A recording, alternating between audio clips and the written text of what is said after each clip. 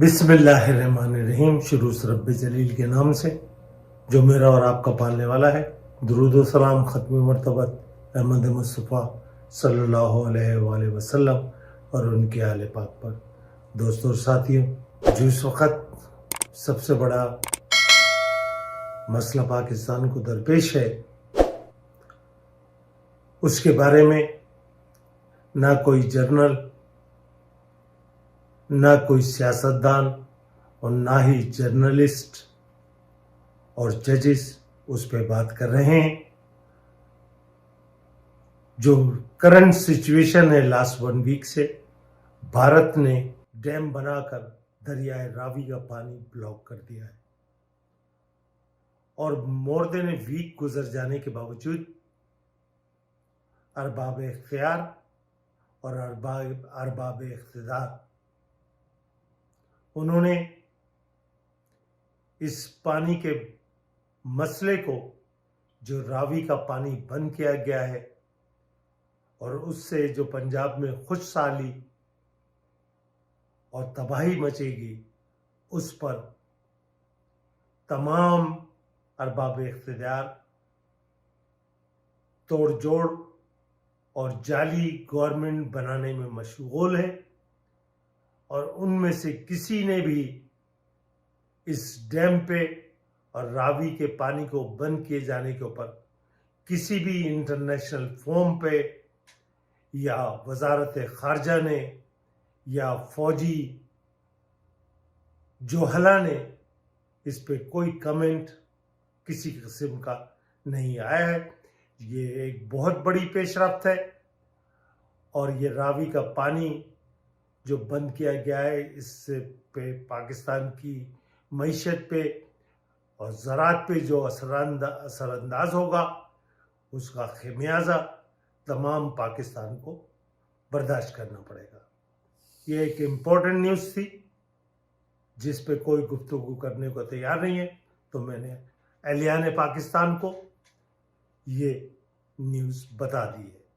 ये हो चुका है, लेकिन हमारे यहाँ तमाम अफ्यूंची, चाहे उनका ताल्लुक फौज से हो या ब्यूरोक्रेसी से या सियासतदानों से, सब ने इख्तिदार की बंदरबाट में मसरूफ़ है, इसलिए किसी की तवज्जो इस बात पे नहीं है। हम गुज़श्ता वीडियो में बात कर रहे थे शोभी की।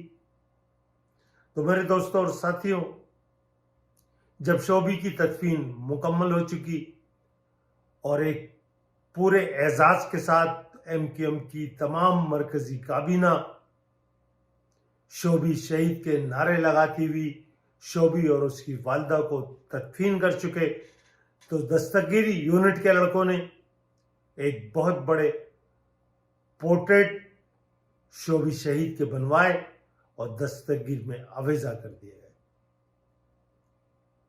उसके बाद डॉक्टर इमरान फारूक ने दस्तगीर यूनिट के तमाम लड़कों को, जिसकी सरबराही जाफर अली कर रहे थे, उन सबको 90 पे तलब किया। जाफर अली हयात हैं और जापान में रहायश पजीर हैं। वो मेरी बात की तायद और गवाही देंगे अगर वो सच बोलना चाहें। जब दस्तगीर यूनिट के तमाम अफराद 90 पे पहुंचे डॉक्टर इमरान फारूक के सामने, तो डॉक्टर इमरान फारूक का पहला जुमला जो उन्होंने सुना, इस हरामी शोभी का पोर्ट्रेट किसने लगाया। तो वो दस्तगीर यूनिट के तमाम लोग जो तदफीन के दिन तमाम मरकजी काबीना जिसको शहीद करार दे दी थी, डॉक्टर के मुंह से निकले हुए हरामी के अल्फाज उनको ये बावर कराने में, उनको ये समझाने में के लिए काफी थे। ये कत्ल किसी और ने नहीं, डॉक्टर इमरान फारूक के हुक्म पे किया गया और वो दस्तगीर के यूनिट के तमाम अफराद उस मीटिंग से उठे और उन्होंने पहली ट्रेन पकड़ के लाहौर में आमिर आफाक के साथ शमूलियत का ऐलान किया। तो मेरे दोस्तों, ये साथियों, ये मुनाफिकत, डॉक्टर इमरान फारूक सबसे बड़े किलर थे। बोरीबंद लाशें, मकशुदा लाशें, ये इन्हीं के कारनामे और इन्हीं का जो आप कहें कारनामा जो अंजाम देते थे कि मक्स करके फेंचो, इबरत का निशान बना दो। मकाफात अमल यानी अजीम अहमद तारिक की बेवा को कातिलों के नाम मौजूद, उनको पता है किसने दरवाजा खोला, कौन आया, किसने गोलियां चलाई, दरवाजे खोलने वाला कौन था। लेकिन अजीम अहमद तारिक की बेवा को बता दिया गया था कि अभी अजीम अहमद तारिक गए हैं, लेकिन आपके 2 बेटे मौजूद हैं। उसके बाद उन्होंने अपनी जबाबंदी की और पाकिस्तान छोड़ के अमेरिका शिफ्ट हो गई और ह्यूस्टन में क़याम किया। मेरे दोस्तों, मकाफात अमल इसको कहते हैं। जब डॉक्टर इमरान फारूक का कत्ल हुआ, उसका एक सहूलतकार शमीम अहमद और जो 2 कातिल जिसको स्टूडेंट वीजे पे लंदन भिजवाया गया था, कत्ल करने के बाद साउथ अफ्रीका और साउथ अफ्रीका से श्रीलंका और श्रीलंका से शमीम अहमद के साथ उनकी बातचीत और शमीम अहमद ने उन्हें क्लियरेंस दी कि वो पाकिस्तान आ जाएं, मामला सही हो चुके हैं। लेकिन दूसरी तरफ शमीम अभी तक फौज की कैद में है।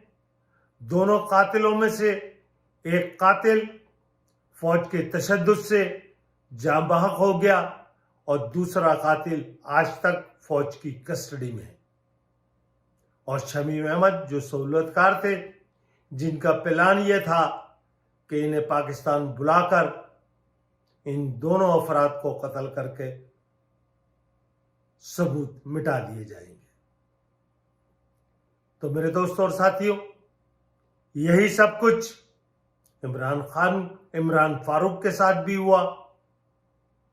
उनके कत्ल के बाद उनकी बेवा ने बोलने की कोशिश की, फिर उनकी बेवा को बता दिया गया तुम्हारे बाप भी जिंदा हैं, तुम्हारी फैमिली भी जिंदा है और तुम्हारे बच्चे भी हैं, तो बेहतरी इसी में है कि खामोश रहो।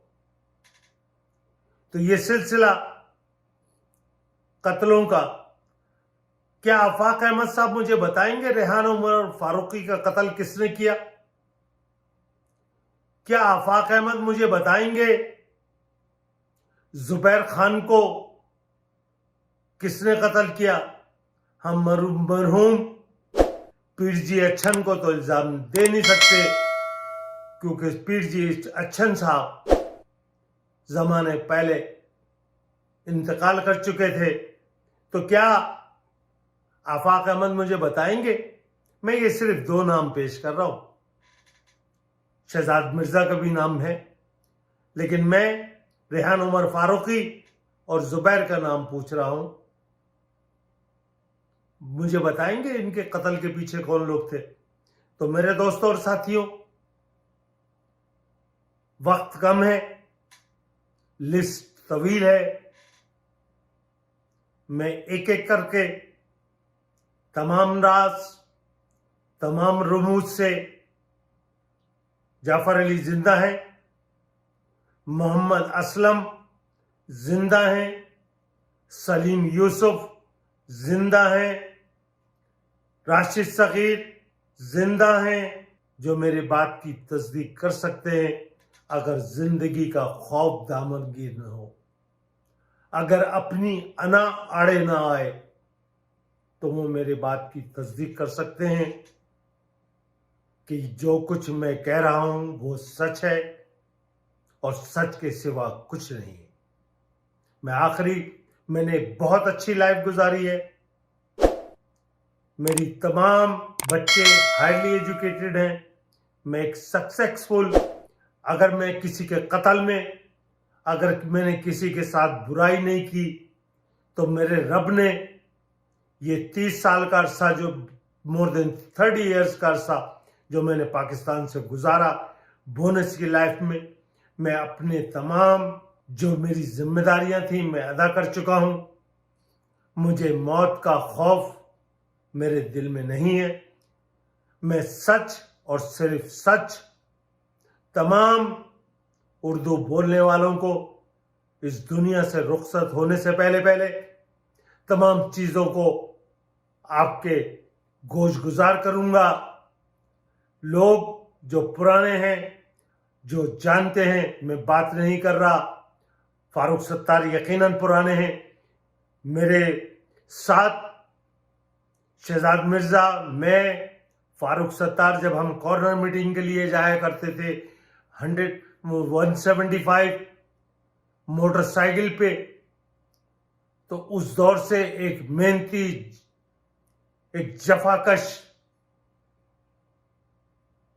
डॉक्टर जो कौम के लिए कुछ करना चाहता था, वो कल का फारूक सत्तार था। मैं आज के फारूक सत्तार को नहीं जानता जो करोड़ों रुपए की प्रॉपर्टी दुबई में रखता है और लाखों की, करोड़ की जायदाद कराची में रखता है। तो मेरा काम है कि जाने से पहले तमाम रुमूज से पर्दा उठाऊं और वो मैं उठाता रहूंगा। इंशाल्लाह अगली वीडियो तक इजाजत दीजिए। आगे की कहानी फिर आपको मजीद तफसीलात के साथ गोश गुजार करूंगा। वस्सलाम।